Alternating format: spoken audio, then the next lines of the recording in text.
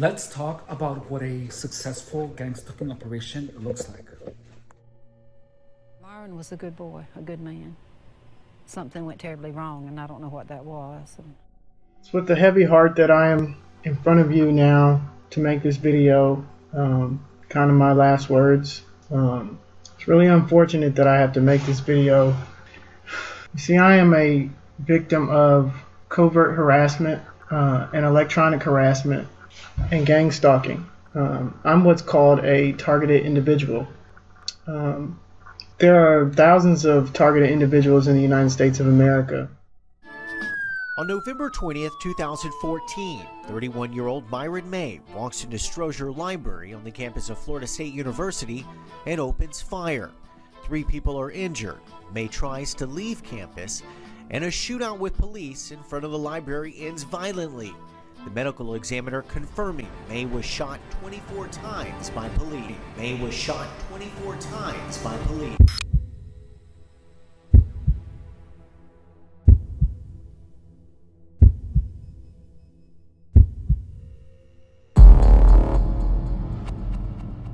First and foremost, I wanted to send my sincerest condolences to the family of Myron May. I cannot help it but feel uneasy talking about this tragedy.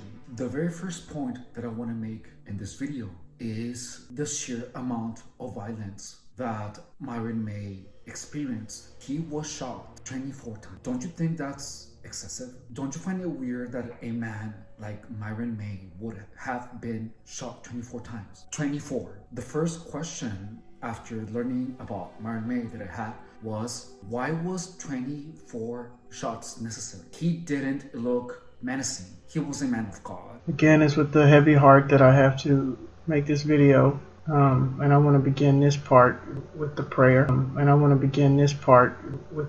And even on the video of his last words, he was very, very put together. This man was able to maintain composure even after being gang stalked. That in itself is a feat within itself. When I was pulling myself from the environment where I was gang stalked, you guys saw how disheveled I was.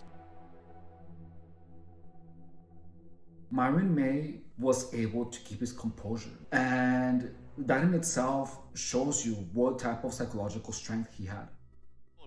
This is not a person who was bullied in the past, who has those kinds of insecurities and revenge in mind. He was well educated, kind, and on top of that, he even made a video telling us that he was going to do something out of character. People who are truly schizophrenic typically do not have that type of introspection. What sells Myron's story, it makes him appear as schizophrenic, is the belief in directed energy weapons, is the belief in electronic harassment. Talk about his nanofibers through nanotechnology and chemtrails.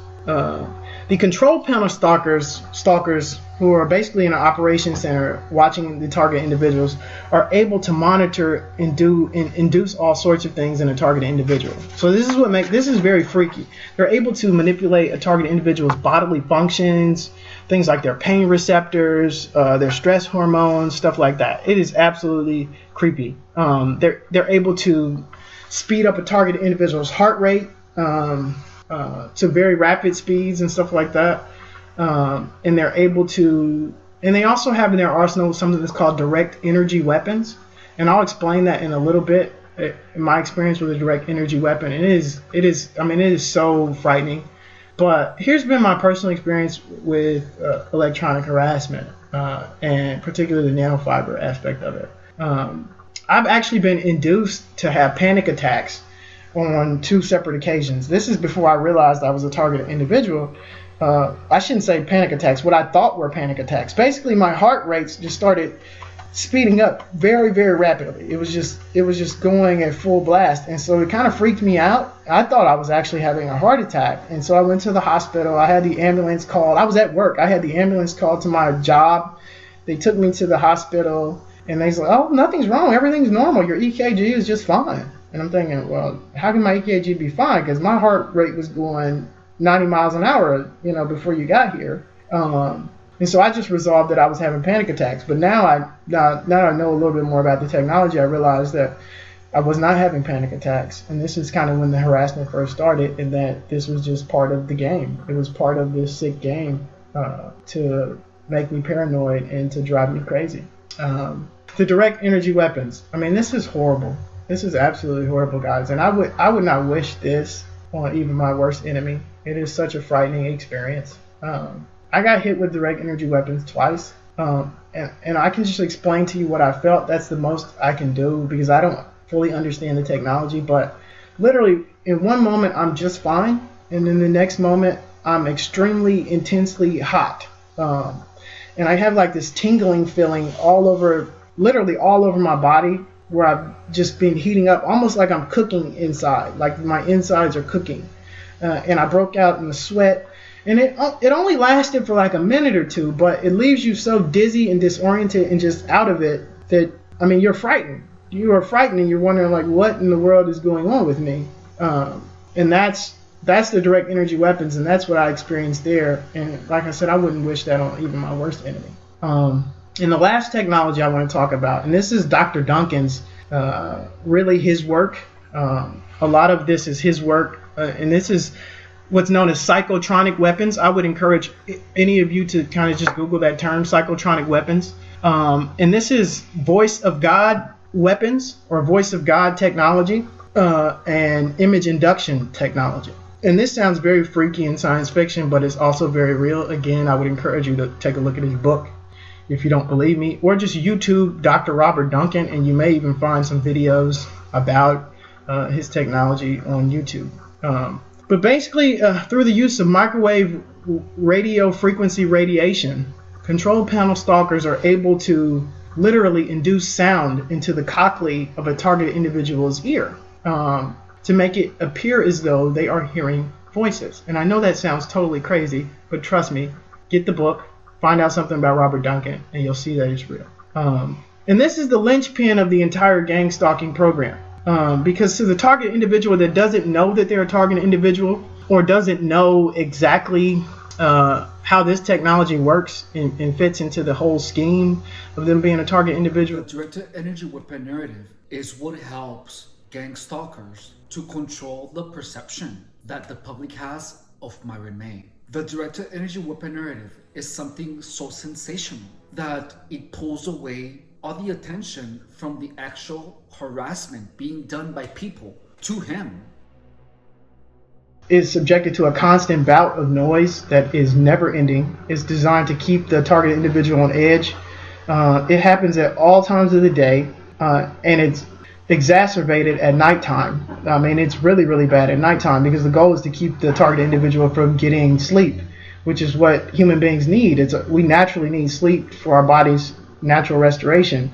So the goal is to prevent you from sleeping so that you'll be anxious and agitated and edgy. And basically just your stress hormones will be through the roof, and which only exacerbates those feelings of paranoia and fear and stuff like that. And as sick as this may sound, I've even had stalkers follow me into church while I was in Las Cruces and in Houston. I've had stalkers follow me into church to harass me. He is literally saying it in this video that he was actively harassed at church. That's how sick this program is. It's literally to keep the targeted individual agitated, stressed out. Myron May knew exactly the tactics and their intention, which is not typical of a person with schizophrenia. Additionally, Myron May actually went to the doctor and he was given a prescription. In a pill bottle half full of hydroxyzine, a drug commonly used to treat anxiety and nervousness.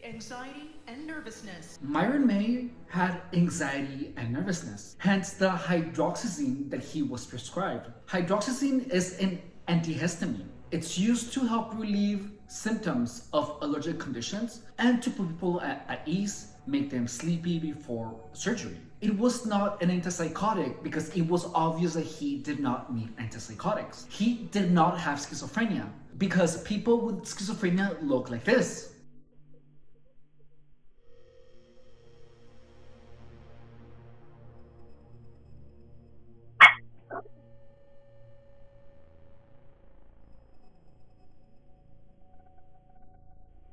Wouldn't you agree that a person like Myron May, who studied law, who was never bullied, who was a man of God, would be the first one to tell the doctor, hey, I'm hearing voices. Something is wrong with my mind. This man already went to the hospital several times because something was off, because he was anxious. He knew that something wasn't right. He knew that he was getting gang-stalked. It would be incredibly out of character for him not to go to the doctor to check himself if he has schizophrenia. Absolutely no one would ever consider that they are being attacked by directed energy weapons before considering the possibility that they might have schizophrenia. You can tell from 100 miles away that he was not schizophrenic. If he would have been schizophrenic, the doctor would have a slight suspicion, because you can see it when someone is having schizophrenic delusions.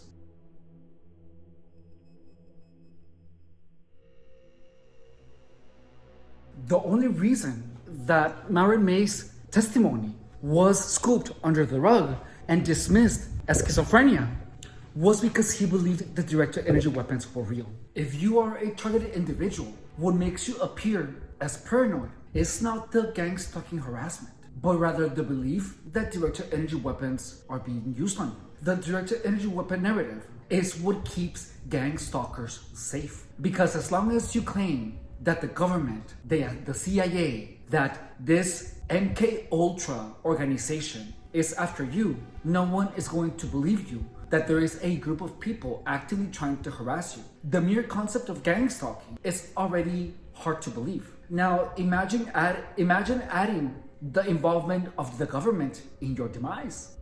The directed energy weapon narrative is exactly what is going to keep you appearing schizophrenic, not the gang stalking. It is in the gang stalker's best interest to imply as much as possible that the government is after you. Because as long as you believe that that's the truth, everyone that hears your story is going to believe that you are a paranoid schizophrenic person. How could possibly a person as smart and well composed as Myron May could be convinced that directed energy weapons are being used on him? As impossible as this sounds, there is and has been an active campaign pushing the existence of directed energy weapons and psychotronic devices onto targets of gang stalking.